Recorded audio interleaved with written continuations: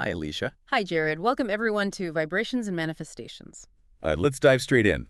I want you to think about the last time you talked yourself out of something big, like a really bold project or a super difficult conversation.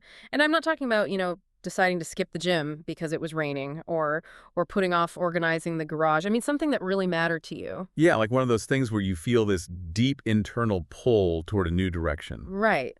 Exactly. Or maybe it was a relationship defining conversation that you knew you had to have to save a connection with someone, or just stepping into a completely different version of yourself that you could like almost see in your mind's eye, but you didn't do it. You didn't step into it. And the justification you used probably sounded highly responsible. It almost always Oh, does. it always sounds responsible. It usually sounds something like, I'm just not ready yet, or I need a little more experience first. Right. I just need to feel more confident, and then I'll make the leap. Yes, then I'll make the leap. I want you to just let that land for a second because we have all used that exact script to keep ourselves exactly where we are.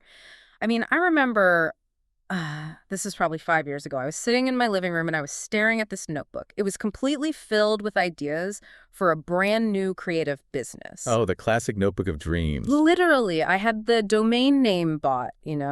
I had the business plan sketched out. I even Yeah. had a logo designed. But every single time it came down to actually launching the thing, like putting it out into the world and letting actual human beings see it, my stomach would just tie itself into absolute knots. Because it suddenly gets real. Exactly. And Hmm. so I would tell myself, you know what? I just need to do one more month of market All research. right. I just need to take one more online course so I feel like a real expert. I need my confidence to be bulletproof before I hit publish. And I mean, it's embarrassing to admit, but I sat on that domain name for 3 entire years. Wow. 3 years. 3 years of just like waiting for a feeling that never arrived. Well, and it's so common. It's the universal script of stagnation, really. And the crazy thing is, it's actually a biological trap. We tell ourselves we're just waiting to be properly prepared, which, feels incredibly rational in the moment. It feels like the smart thing to do. Right. But the fundamental flaw in that logic, the thing that keeps people entirely paralyzed, is that the confidence you are waiting for does not arrive before you act. It literally only arrives because you acted. Because you acted. Yes. I mean, think of it this way. When you wait for confidence to strike before you take action, it's essentially like you're standing in a pitch black room.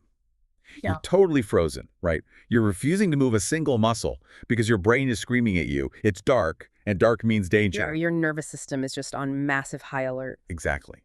So you stand there, terrified of tripping over something you can't see, and you think to yourself, okay, well, once the lights turn on in here, then I will confidently walk across the room. But the absolute truth of how human behavior actually works is that the light switch is on the exact opposite side of the room. Oh, wow. Wait, so you don't get the light first? No. You have to stumble in the dark to reach the switch. You have to risk tripping. You have to, put your hands out and just sort of feel your way through that unknown space. The light is the reward for the movement. It's not the prerequisite for it. Precisely. When we stand frozen like that, we're basically demanding that the environment change before we participate in it. But the environment, and honestly our own internal state, it only responds to kinetic energy. It only responds to movement.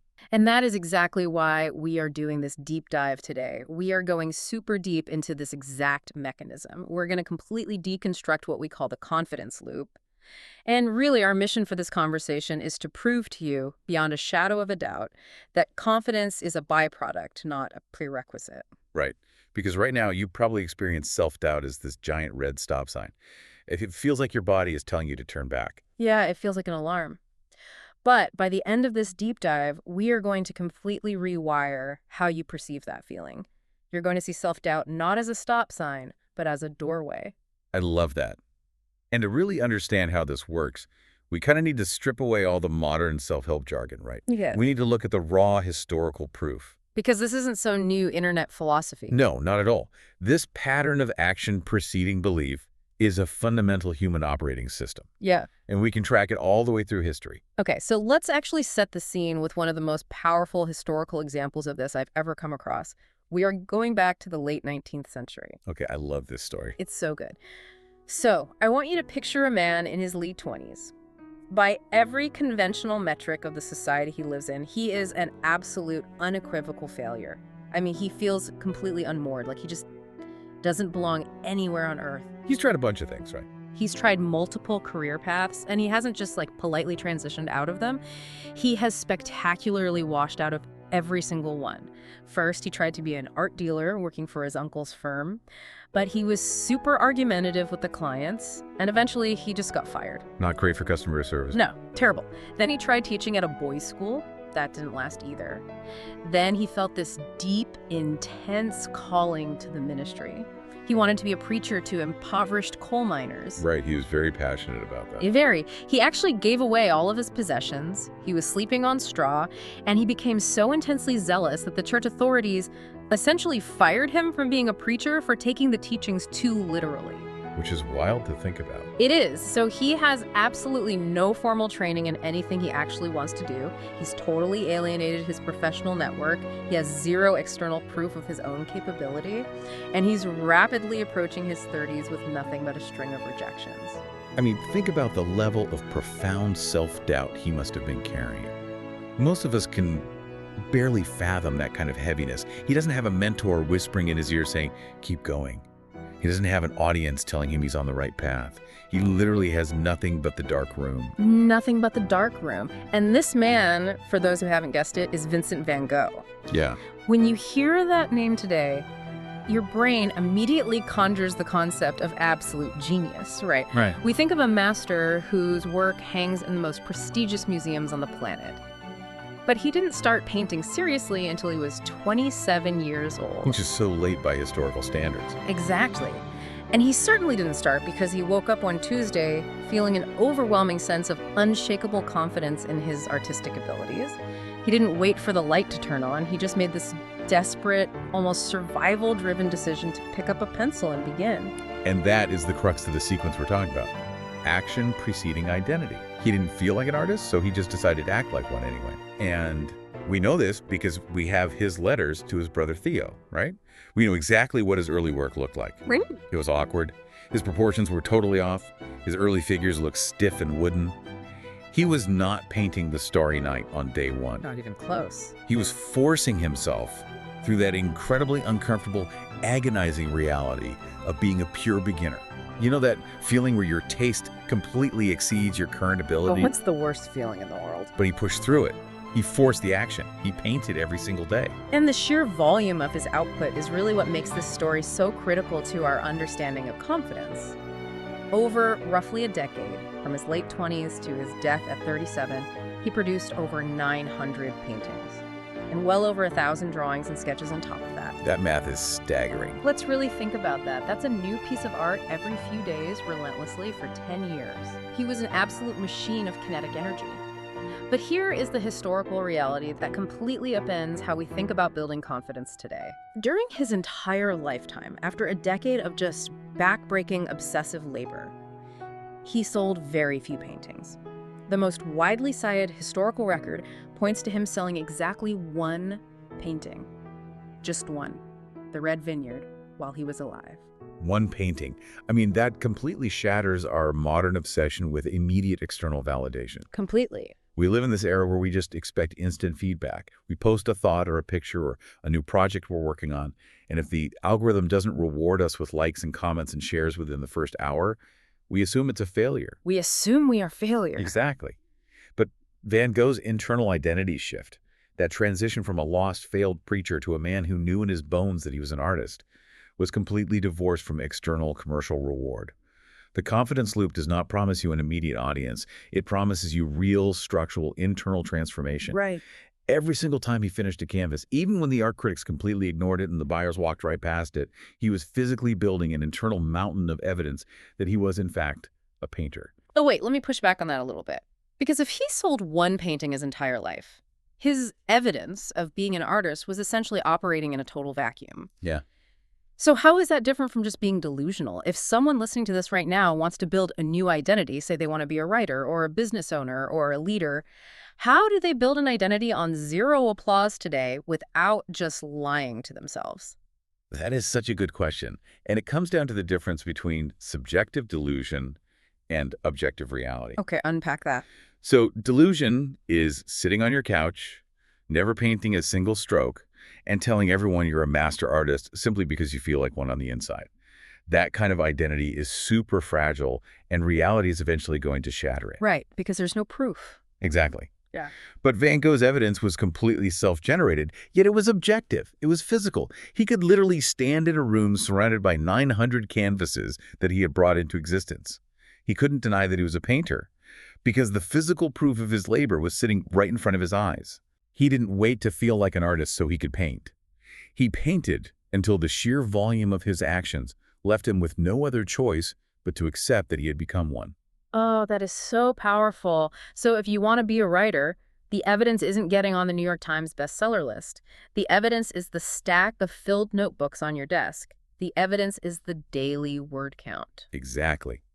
Because if your confidence is tied entirely to the applause, you are handing the remote control of your nervous system over to absolute strangers. And the second the applause stops, your identity collapses. That is terrifying. It is, but the sequence we're looking at today protects you from that fragility. And that sequence is action, which creates evidence, which builds identity. Okay, let's really pull this sequence apart and look at the exact mechanics of how it operates. Let's start with stage one, which is action. This is the entry point, right? It's the only door into the loop. You cannot journal your way into confidence. No, you cannot. You cannot meditate your way into capability. You can't, like, read 100 books about swimming and expect to just jump in the ocean and suddenly know how to swim.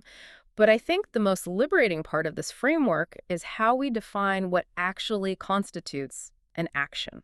Yes, this is huge. Because when we're stuck in that waiting place, we tend to hallucinate these massive, insurmountable leaps.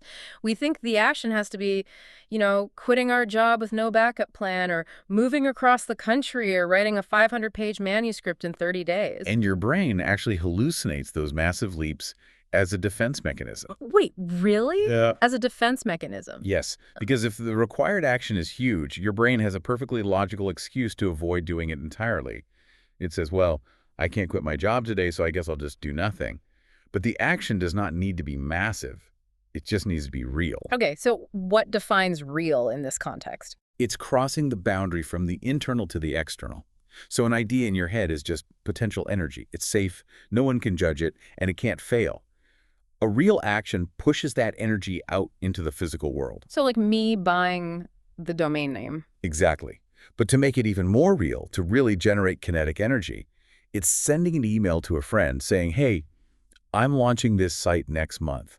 It's spending $5 on business cards. It's picking up the phone and leaving a voicemail for a mentor that you're totally terrified to speak to. So there has to be some kind of stakes. Exactly. The action must carry a slight risk of consequence. If there is absolutely no risk, there is no kinetic energy.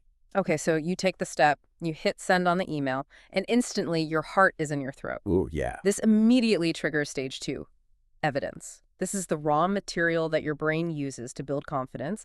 And I think we really need to redefine what evidence looks like here, because we usually only count the wins. Like, if I hit send on that email asking a mentor for a meeting and they reply 10 minutes later saying, yes, I would love to meet, that's obvious external evidence. But what if they say no? Or, honestly, what if they never reply at all? If you take an action and it fails, haven't you just gathered evidence that you aren't good enough? And this right here is exactly where the loop breaks down for most people. They completely misinterpret the data. Internal evidence is far, far more powerful than external evidence. What do you mean by internal evidence? Internal evidence is simply the biological realization of survival. So let's look at the mechanics of hitting send on that terrifying email. Your amygdala is flaring up, your body is pumping cortisol and adrenaline, your palms are probably sweating. Oh, I've been there, staring at the send button like it's a bomb. Exactly. To your primitive brain, hitting send feels like stepping out of a cave and facing a saber-toothed tiger. Yeah. But you hit send anyway, Yeah. and then the world doesn't end. You don't spontaneously combust? Right, you wake up the next morning and you're still breathing. Your coffee still tastes exactly the same. The evidence you collected isn't about whether or not they replied. The evidence you collected is, I did the thing that terrified me, the discomfort washed over me, and I survived it intact. Survival is the evidence. Yes. Surviving the discomfort proves to your nervous system that you are resilient. It builds the foundation of self-trust.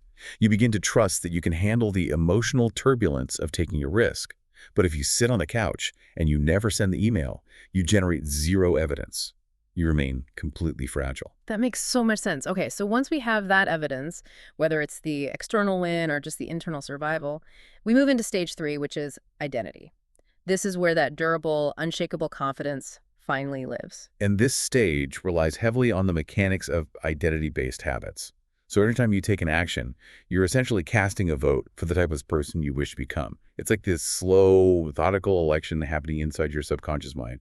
Your brain is the ballot box. So when you go for a 5-minute run, you cast a vote for being a runner. Yeah. When you write one terrible paragraph, you cast a vote for being a writer. And over time, as you accumulate more and more of these votes, this evidence, your internal dialogue fundamentally and permanently shifts. It shifts from, I am trying to become someone who does this, to, I am someone who does this. Yeah. The action is no longer something you have to force yourself to do. It's just a reflection of who you actually are. And what makes identity so powerful is its stability. Right. Like if your identity relies purely on external motivation or good moods, one bad day just ruins you. But if you have run the loot enough times and your identity is truly established, a failure is just a blip on the radar. Exactly. If you're a writer and you write a completely unusable garbage page on a Tuesday, it doesn't send you into an existential crisis. You don't throw your laptop out the window and yell, I am a total fraud. You just think, well, I'm a writer who had a bad Tuesday. Right, because the identity holds the structure together. It's built on a mountain of past evidence. Okay, but here is where the rubber really meets the road for me. I hear all of this. The sequence makes total logical sense. Action, evidence, identity. I know that the barrier to entry is incredibly low. I know all I have to do is send the email or write the paragraph or just make the call. But you still don't do it. Right. Why then does that tiny, simple step feel like I am being asked to summit Mount Everest with no oxygen? If the action is so small, why is the paralysis so incredibly severe? Are we all just weak-willed, or is there a mechanical reason why crossing that threshold feels agonizing? I'm so glad you asked this, because it has absolutely nothing to do with willpower. And it is definitely not a moral failing that you feel paralyzed. To understand the severity of that paralysis, we have to kind of open up the hood and look at the actual biological and psychological wiring of the human brain. Okay, let's get into the science of it. You are fighting millions of years of evolutionary programming that is explicitly designed to keep you exactly where you are. Wow. Okay, let's talk about the science of belief.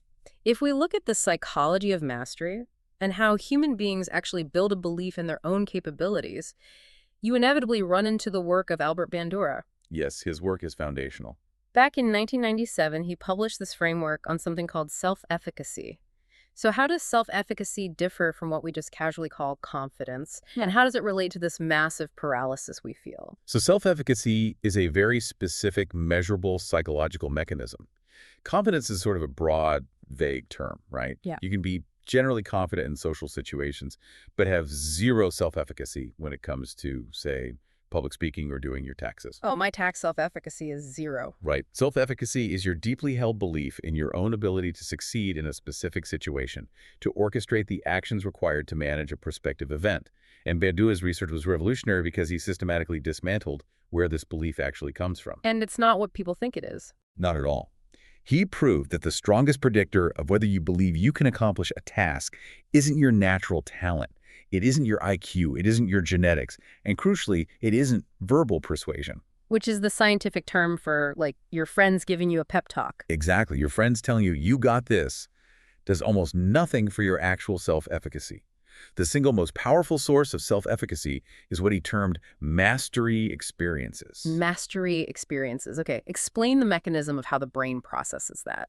So a mastery experience is undeniable proof of execution. Your brain is essentially a prediction machine.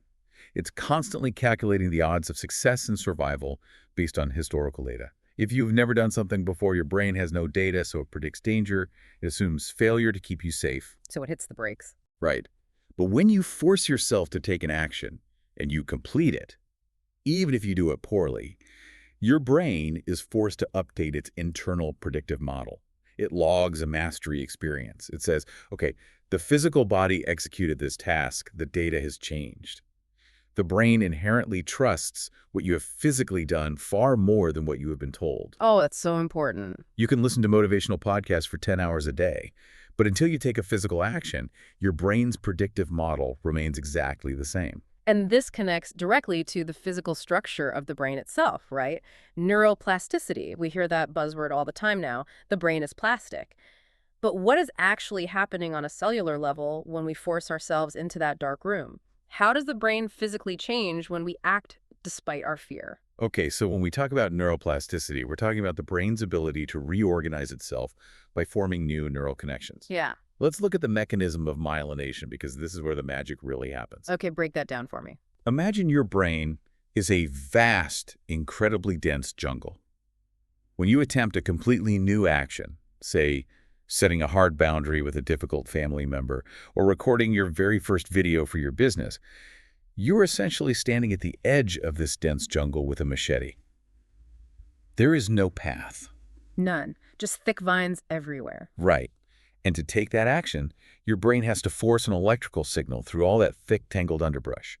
It is exhausting. It takes massive cognitive energy. Your amygdala is firing the whole time, screaming, "This is unfamiliar. We don't know what's in this jungle. Turn back." And that is the physical sensation of dread, the sweating, the elevated heart rate, the desire to just run away and watch Netflix. It's the exhaustion of bushwhacking through your own brain. Exactly. But here is the magic of the mechanism.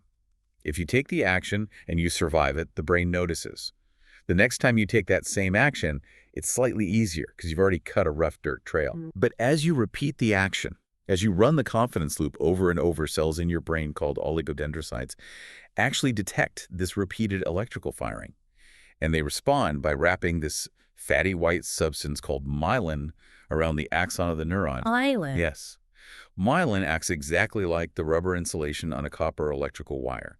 It prevents the electrical signal from leaking out, allowing it to travel faster and with far less resistance. Wow. So with every repeated action, your brain adds another layer of myelin.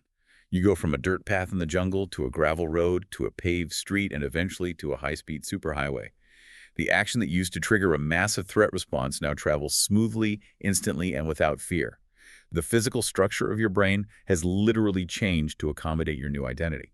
So when we casually talk about building confidence, what we are literally talking about is insulating our neural pathways with myelin through repeated physical action. That is incredible. And honestly, it completely explains why we want to avoid the action in the first place. Oh, absolutely. Which brings in the concept of System 1 and System 2 thinking, which Daniel Kahneman outlines so beautifully. Because the brain is, at its core, an organ designed to conserve energy. It uses a disproportionate amount of our daily calories just to function. Right. So System 1 thinking is the superhighway. It operates automatically, intuitively, involuntarily, like driving a car on a super familiar route or reading a billboard. It requires almost zero energy. You don't even have to think about it. Exactly. But System 2 thinking is the bushwhacking. It requires conscious, deliberate, highly focused effort. It burns massive amounts of glucose. So when you face a new, scary action, your brain knows it's going to have to boot up System 2, which is energetically very expensive. So it sends you signals of self-doubt to convince you to stay in System 1. Yes. The resistance you feel is quite literally just your brain trying to save calories. That is mind-blowing. So if the brain is biologically wired to sound a massive alarm bell when we attempt something new, just to conserve energy and protect us from perceived threats, isn't self-doubt actually a sign of a healthy, beautifully functioning nervous system rather than like a personal failing? Yes. It is the system working perfectly. Self-doubt just means your internal alarm system is fully operational. Yeah. It means you're stepping out of the familiar and into the unknown, which, by the way, is the only environment where neuroplasticity actually occurs. I have to be in the unknown. Exactly. The tragic mistake we make is not that we experience the alarm, it's how we interpret it. We interpret the alarm as a strict command to stop. We think, I feel scared, therefore this is the wrong decision. But the alarm is just a notification. It's just your dashboard lighting up, saying, alert, entering new territory, increased energy required. A notification that we are entering new territory. Honestly, that reframes the entire human experience of fear for me. And what is so fascinating is that this biological, mechanical need for movement, it perfectly aligns with the energetic and philosophical frameworks of how humans grow. Oh, completely. Whether you're looking at brain scans in a lab or studying ancient spiritual texts, they are both pointing to the exact same truth. They really are. They just use different vocabularies to describe the exact same phenomenon. Mm-hmm. When we move out of the realm of pure neuroscience and into the energetics of action, The patterns hold up flawlessly. Like with the heart math research? Yes, consider the research on coherence. They look at the heart not just as a pump that moves blood, but as an information processing center. The heart actually has its own complex nervous system. They often call it the heart brain, and it communicates constantly with the cranial brain. Right, and here we're really talking about heart rate variability, or HRV, which is the measure of the naturally occurring beat-to-beat changes in your heart rate. Exactly. So when we are trapped in the waiting place, paralyzed by indecision and self-doubt, our autonomic nervous system is basically caught in a tug-of-war. The sympathetic branch is hitting the gas pedal with anxiety, and the parasympathetic branch is slamming on the brakes with paralysis. Which sounds exhausting. It is. It creates this erratic, chaotic heart rhythm pattern. And that sends a signal of distress up the vagus nerve directly to the amygdala, reinforcing the feeling of fear. You're trapped in a loop of panic. But when we take what we could call aligned action, like an action that matches our deeper intentions, even if it totally terrifies us, the mechanism shifts. Yes. As we engage in the action and realize we are surviving, the two branches of the nervous system actually begin to synchronize. This creates a state of physiological coherence. The HRV pattern becomes smooth and ordered. Exactly. The heart sends a smooth, coherent signal up the vagus nerve to the brain. And this signal literally inhibits the fear centers and facilitates higher cognitive function in the frontal cortex. Taking the action is what creates the biological peace you were waiting for. Action brings coherence.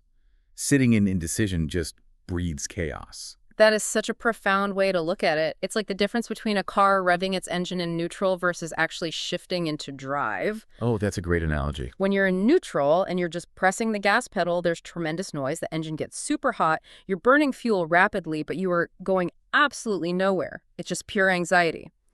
But the moment you shift into drive, the wheels catch the pavement, the noise drops, the energy finally has somewhere to go. Yes. And this maps so beautifully onto the deepest philosophical traditions we have. If you look at ancient Vedic concepts, specifically the teachings around Dharma-like in the Bhagavad Gita, the entire core of that dialogue is about the absolute necessity of taking right action. The Gita makes it explicitly clear that human growth is an experiential curriculum, not a conceptual one. You cannot fulfill your purpose by retreating to a cave and just thinking about it endlessly. Right. You can't just meditate your way to the finish line. No. The text demands participation in the material world. Action is superior to inaction.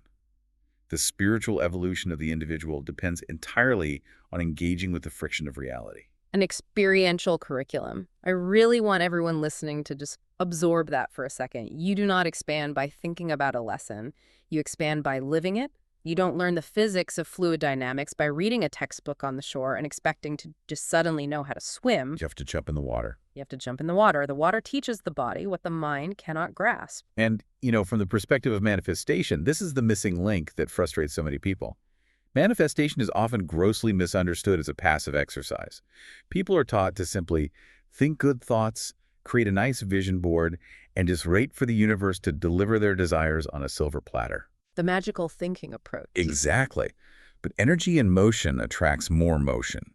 The universe is a kinetic environment. Taking an action sends a definitive, undeniable signal to both your own subconscious architecture and the surrounding environment. It makes a statement of identity. It says, I am someone who moves toward my life, regardless of the fear. So in this energetic context, self-doubt isn't a sign from the universe that you're making a massive mistake. It is just the edge of your current identity. It's the boundary line of who you have been up until this exact moment.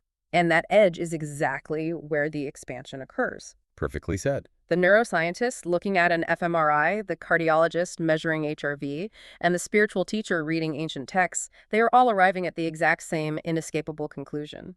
Reality only responds to kinetic energy. Potential energy is just theory.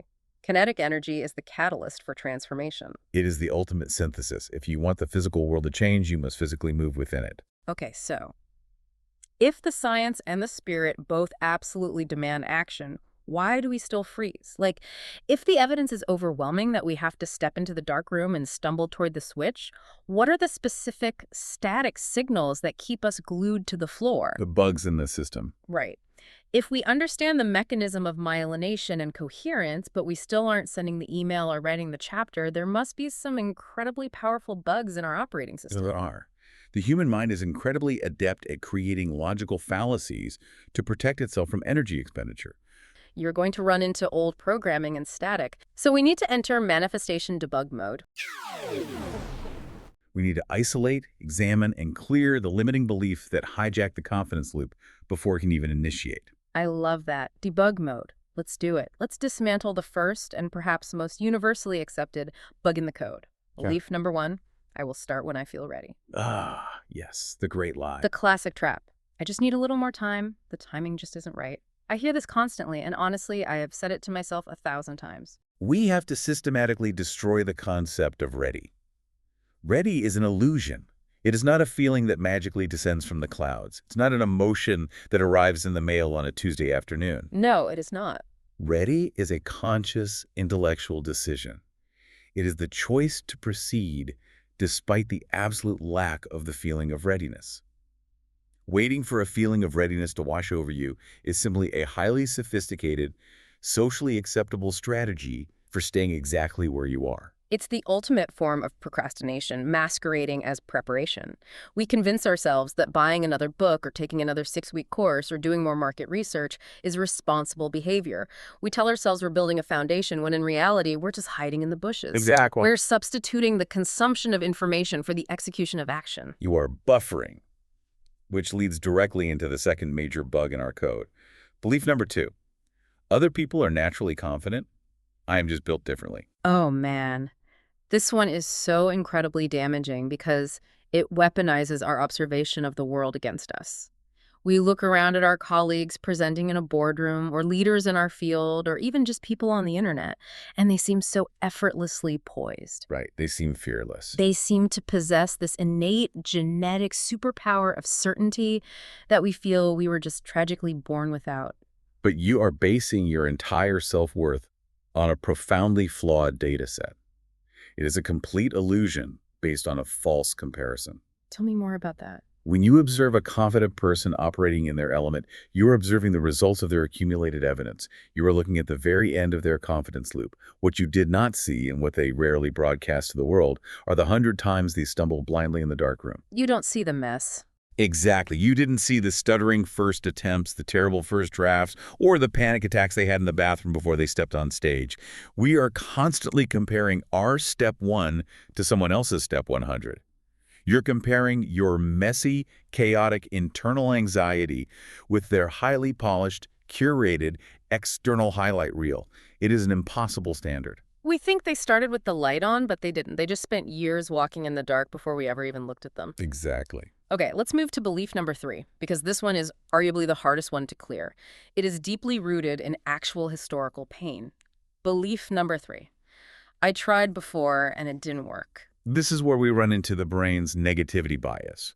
From an evolutionary standpoint, the brain prioritizes negative experiences over positive ones because negative experiences threaten survival. Right, the saber-toothed tiger again? If you eat a poisonous berry and get sick, your brain ensures you never forget what that berry looks like. So when we try something bold, a new business, a new relationship, a new creative endeavor, and it fails, the brain catalogs that as a massive threat. The ego is bruised, the resources are depleted, and the brain says never again. It locks the door. People view a failed attempt as a final, immovable verdict on their identity. They deduce, I failed at the business, therefore I am a failure. But how do we override that? Because, I mean, it's really easy for us to sit here on a microphone and call failure data. It sounds very clinical, very sterile. But in real life, in the messy reality of human existence, failure hurts deeply. It does. It absolutely does. It's embarrassing. It costs money. It damages our reputation sometimes. How does someone listening to this right now practically detach their self-worth from a painful public fail attempt so they can actually view it as objective data? How do we survive the emotional hit of trying and failing? You survive it by fundamentally changing the metric of what you are measuring. Yeah. You have to change the definition of success. Okay. If your goal, your only metric for success, is the external outcome, making $1 million, getting the promotion, staying married forever, getting 100,000 followers, then yes, failure is devastating. It completely shatters the goal. Right. But if your primary goal is running the loop, if your goal is simply to collect internal evidence that you are the type of person who is capable of taking bold action, then the failure is entirely redefined. In the context of identity building, a failed attempt is still a massive success. Yeah. You can say, yes, the project did not generate revenue, and that is disappointing. But I proved to my nervous system that I have the courage to execute a complex project from start to finish. So the external failure is real, but the internal win is also real. Exactly. The emotional pain of the external failure is real, and you should definitely allow yourself to grieve it. But the internal identity upgrade is also real.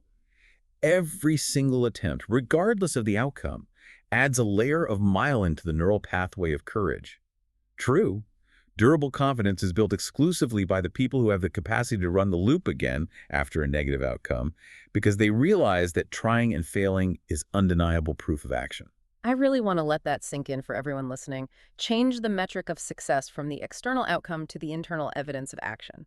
That changes everything. It means you are in complete control of your own success because you are the only one who dictates whether you take the action. Exactly, you hold the keys. Okay, so now that we have cleared these mental roadblocks, and now that we understand the deep biological mechanisms at play, it is time to put this exact architecture to work in your immediate reality. This is where we transition from understanding the theory to experiencing the practice. We are going to walk through a real-time workshop right now to activate your confidence loop today. We want you to actively participate in this with us. Yes. Step 1 is to identify the waiting place. I want you, the listener, to literally pause right now. Think about one specific thing in your life that you have been putting off until you feel more confident. Bring it to the forefront of your mind. And don't pick 5 things, okay? The brain gets totally overwhelmed by options. Just pick one. Just one thing.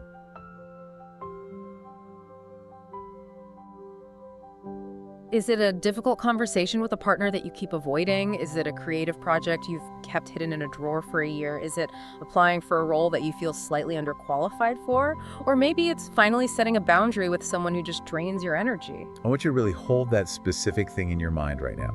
Feel the resistance that comes up when you think about actually doing it. Notice the biological response in your body. Is your chest tight? Is your breathing shallow? Just notice it. Yeah, just sit with it for a second.